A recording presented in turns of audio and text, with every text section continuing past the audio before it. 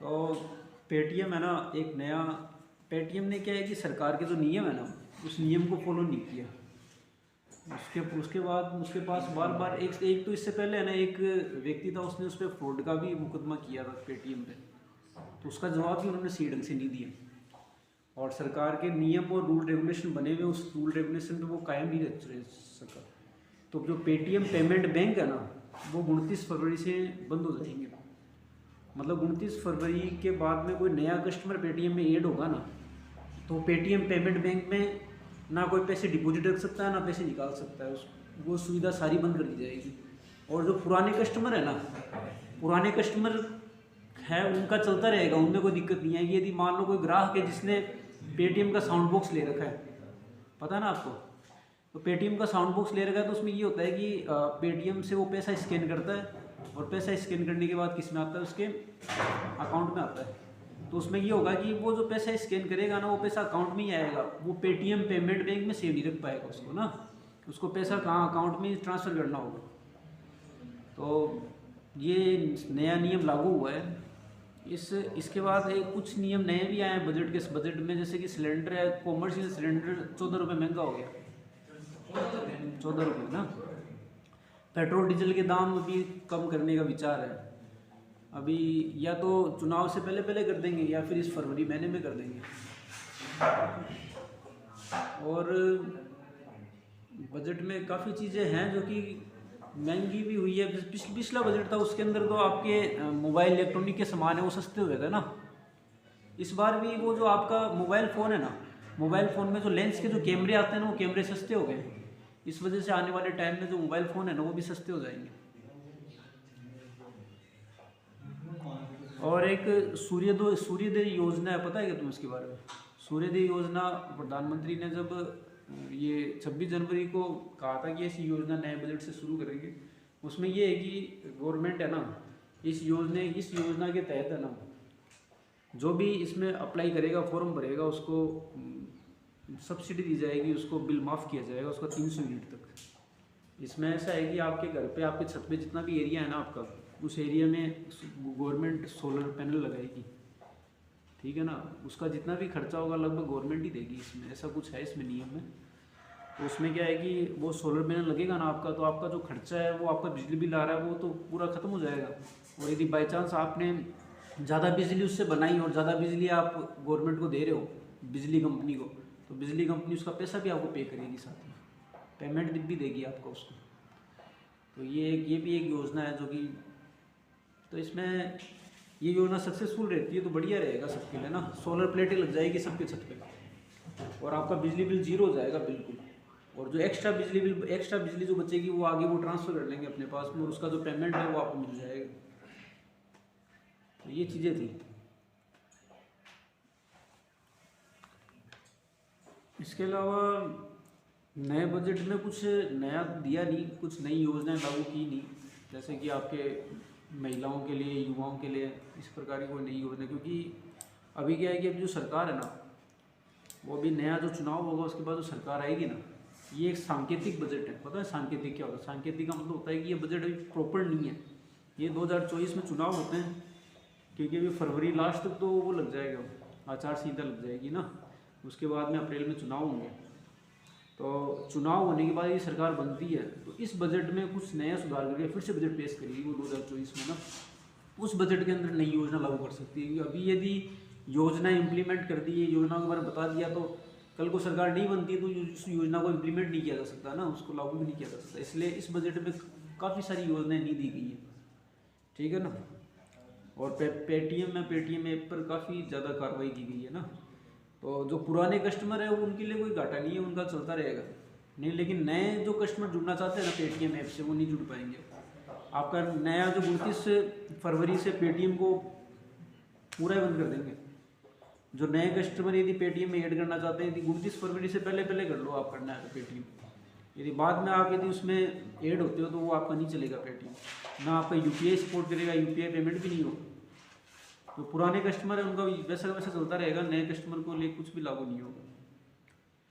तो ये चीज़ें हैं ना।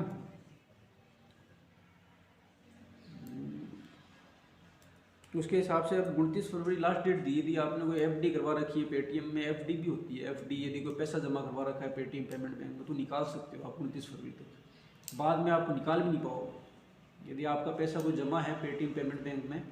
तो मैंने भी चेक किया था आज, तो मेरे 15 रुपये 55 पैसे थे। मैंने कहा यार इस 15 रुपये को निकाल लेते हैं, 15 रुपये 55 पैसे हैं, इसको निकाल लेते हैं। नहीं ये पेटीएम पेमेंट बैंक बंद होगा तो अपने पैसे भी जाएंगे। तो मैंने आज इसको क्या कर लिया, विड्रॉ कर लिया। मतलब पेटीएम पेमेंट बैंक में क्या है कि पैसे आते हैं तो उसको विड्रॉ कर लिया मैंने आज। 15 रुपये 55 पैसे थे। इस हिसाब से यदि आपके भी कोई पैसे एफडी मैंने आज से करीब 1-2 साल पहले करवाया था, 1-2 साल भी नहीं 5 से मैंने 1000 रुपये करवाए थे। तो मैंने वो 1000 रुपये लगभग बढ़ के हो गया था 1048 रुपये हो गया था, 48 रुपये बढ़ गया था। तो एफडी के अंदर पैसा बढ़ता है 7% 8% इंटरेस्ट रेट पे हर साल। तो वो पैसे निकाल लिए मैंने, उसमें रहने नहीं दिया ना, क्योंकि अभी रहने देता तो वो पैसे क्या होते हैं, गायब हो जाते हैं। आप बाद में उसको विड्रॉ नहीं कर सकते हो। एक बार ऐप बंद हो गया तो फिर बाद में उसको विड्रॉ नहीं किया जा सकता है। ये पेटीएम जो ऐप है ना, ये भारत ने ही बनाया, पता है ना आपको, भारत सरकार की ही देन है। मतलब भारत सरकार की नहीं, भारत के अंदर ही ऐसे युवा थे जिन्होंने ये पेटीएम का बनाया था। और यूपीआई सिस्टम है ना, भारत ने ही लॉन्च किया है। क्योंकि अमेरिका ने तो क्या दिया था, अमेरिका ने तो दिया था वीज़ा कार्ड दिया था। वीज़ा कार्ड आता है, एक डेबिट कार्ड आता है। वो वीज़ा कार्ड क्या है कि हर जगह चलता है, उसी पे काफ़ी एश कर रहा था वो। लेकिन जब से यूपीआई आया ना, तब से उसकी वैल्यू कम हो गई, लोग उसको लाइक नहीं करते। अब सीधा लोग यूपीआई के थ्रू स्कैन करेंगे, पेमेंट ट्रांजेक्शन करेंगे। और यूपीआई है ना बहुत तेज़ी से बढ़ रहा है। जैसे कि अदर कंट्री जैसे नेपाल है, इंडोनेशिया है, वो भी अपनी यूपीआई ट्रांजेक्शन को एक्सेप्ट कर रही है। मतलब वो भी अपने देश में लागू कर रही है उसको। क्योंकि ये यूपीआई वाला सिस्टम मैंने भारत ने ही इम्प्लीमेंट किया है सबसे पहले, विदेशों में नहीं आया ये। भारत के लोगों की ही क्रिएटिविटी है इसके अंदर, कि एक क्यूआर कोड है, उससे पैसा चंद सेकंड में ट्रांसफर हो जाता है। ये बहुत अच्छी चीज़ है ये यूपीआई सिस्टम है ना।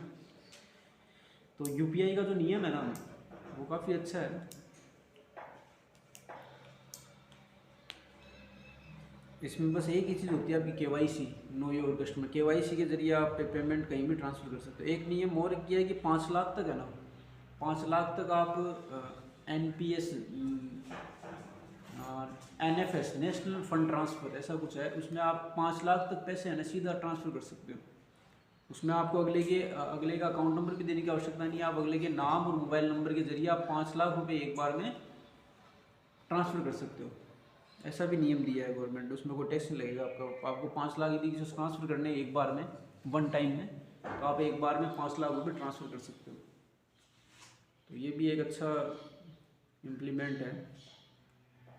बाकी जो आंकड़े हैं ना, वो आंकड़े तो ये बता रही है कि धीरे धीरे जैसे भारत की जीडीपी है वो 5वें नंबर पे, पता है क्या तुम्हें? ग्रॉस डोमेस्टिक प्रोडक्ट, जीडीपी क्या होती है जानते हो क्या? तुमसे नहीं जानते ना। जीडीपी का मतलब ये होता है कि आपके जो नागरिक है, आपका जो शहर है, उसमें किस प्रकार से आपकी वेवलेंथ है वो बढ़ रही है, आपका जो कमाने की दर है, खर्च करने की, किस प्रकार से एक व्यक्ति ग्रोथ कर रहा है, किस प्रकार से पूरे देश की जो संपदा है वो ग्रोथ कर रही है, उसको जीडीपी कहा जाता है ना। वो ये तय करता है कि आपके जो वहाँ पे रहने वाले लोग हैं वो किस प्रकार से क्या कर रहे हैं, ग्रो कर रहे हैं। तो भारत की जीडीपी वो 5वें नंबर पे, पता है तुम्हें? तो इस जीडीपी तो ये बताती है कि भारत के लोग क्या हो रहे हैं, अमीर हो रहे हैं ना। लेकिन वास्तव में ऐसा नहीं हो रहा है, नहीं हो रहा है। अमीर हो रहे हैं क्या आदमी? नहीं हो रहे। वास्तव में ऐसा है कि अभी भी 73% लोग ऐसे हैं कि जो कि गरीबी में ही जी रहे हैं। कारण हो सकता है इसका कारण है महंगाई दर है ना। भारत सरकार की जो रिपोर्ट है वो ये कहती है, भारत सरकार की रिपोर्ट ये कहती है कि महंगाई दर वो 6% दर से बढ़ती है। इसका मतलब ये है कि यदि आपके पास 100 रुपये है ना आज के, यदि आपने 100 रुपये को बैंक में रखा तो वो 100 रुपये एक साल बाद में कितने रुपये हो जाएंगे? 93 रुपये हो जाएंगे अपने आप ही। रहेंगे तो 100 ही, लेकिन उसकी जो महंगाई दर है ना वो 93 के बराबर हो जाएगी उस पैसे की, क्योंकि दिन पर दिन महंगाई बढ़ रही है। तो वो 100 रुपये आप जैसे आपका जो 1 रुपये था उसकी दर कैसे कम होती जा रही है ना। पहले 50 पैसे चलते थे, अब नहीं चलते हैं। अब पहले 10 रुपये की बहुत वैल्यू हुआ करती थी, अब कोई वैल्यू नहीं है। क्योंकि लेकिन वास्तव में महंगाई दर है वो 6% नहीं है, पता है आपको? महंगाई दर है 14 से 15% हर चीज़ पे। जैसे आपका कोई भी चीज़ ले लो, जैसे चीनी ले लो, गेहूँ ले लो, अनाज ले लो, हर एक चीज़ हर साल दर पर दर क्या होती है, बढ़ती जा रही है। तो उससे क्या होती है, गरीबी उसमें कंट्रोल हो जाती है, उसमें कवर हो जाती है, उसमें दिखती नहीं है। समझ रहे हो इस चीज़ को? क्योंकि जितनी महंगाई दर जिस हिसाब से बढ़ रही है ना 14-15% उस हिसाब से लोगों की पेमेंट नहीं बढ़ रही, लोगों की सैलरी नहीं बढ़ रही। समझ रहे हो ना? जैसे फॉर एग्जांपल यदि कोई बंदा आज 10,000 रुपये महीने ही कमाता है, तो एक साल बाद भी वो 10,000 ही कमाएगा। और महंगाई 14% बढ़ रही है, मतलब कि 1,400 रुपये महंगाई बढ़ रही है हर साल 10,000 रुपये, लेकिन उसकी तनख्वाह 10,000 ही है, तो 1,400 रुपये का नुकसान हो रहा है ना उसको। इसी प्रकार से आदमी जो था उसकी सैलरी तो डाउन है, सैलरी इंक्रीज नहीं कर पा रही जिस हिसाब से करनी चाहिए, लेकिन जो महंगाई रेट है वो महंगाई दर क्या होता है दिन पर दिन बढ़ता जा रहा है। तो इस हिसाब से, अरे आवाज़ कम कर लो, इस हिसाब से क्या है कि आपका जो है ना ग्रोथ रेट है वो कम है। ये रिपोर्ट है, ये मीडिया रिपोर्ट है, ये सारी की सारी, मैं नहीं कह रहा, ये सब रियलिटी में है। ये गवर्नमेंट ने ये कहा है कि आपकी 6% महंगाई दर बढ़ रही है, लेकिन वास्तव में वो 6% नहीं है, महंगाई दर बढ़ती है 10 से 12%, 14%, हर एक चीज़ में महंगाई दर बढ़ती जा रही है। आप खुद देख लो, कल जो चीनी आप 25 रुपये किलो 30 रुपये किलो लेते थे, आज वो 40 रुपये किलो 45 रुपये किलो मिल रही है। तो किस हिसाब से बढ़ रही है? वो हर महीने 1-1, 2-2 रुपये बढ़ती जा रही है, चीज़ें बढ़ रही है ना, साल दर साल हर एक चीज़ में दाम की बढ़ोतरी होती जा रही है। हर एक चीज़ का जो मूल्य है वो पहले से क्या हो रहा है, बढ़ रहा है। जो आप कल जो चीज़ लेते थे वो चीज़ आज मिलती है क्या? नहीं मिलती ना, उसकी महंगाई बढ़ जाती है, उसकी रेट बढ़ जाती है।